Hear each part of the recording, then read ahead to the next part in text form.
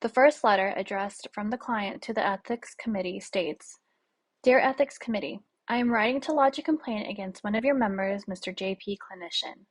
My ex-husband and my entire family, including my 2 children, have seen Mr. Clinician off and on over the last 10 years. We have been very close to Mr. Clinician. In fact, we began seeing him before we married for premarital therapy, coming highly recommended by my sister-in-law, my ex-husband's sister.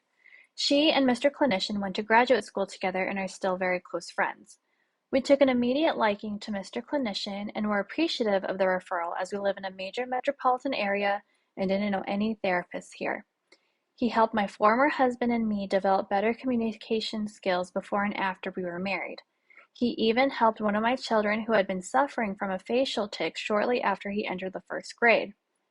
In addition to family therapy training, Mr. Clinician had also been trained in behavioral therapy techniques and his intervention worked. So needless to say, we loved Mr. Clinician. He was our family therapist.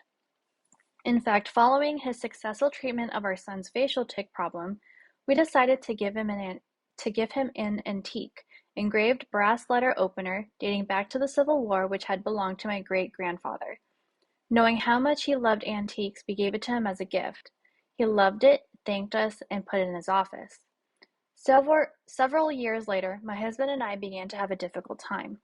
We decided to call Mr. Clinician again since we had had such success with him before.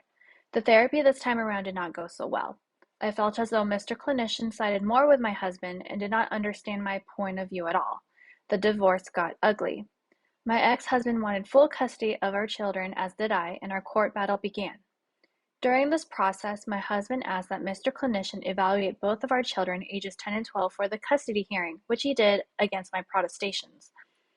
I told him that I thought he had to have a written waiver from me to do this.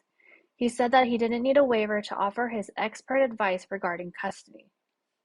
During the hearing, he used information about me that I felt he had obtained during the therapy.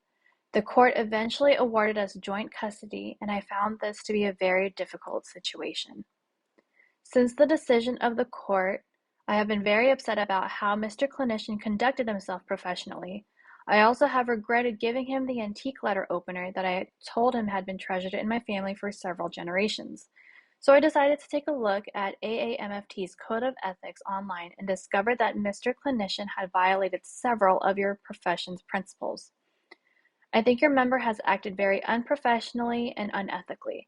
Thank you for your attention to this matter. Sincerely, Ms. N.L. Client.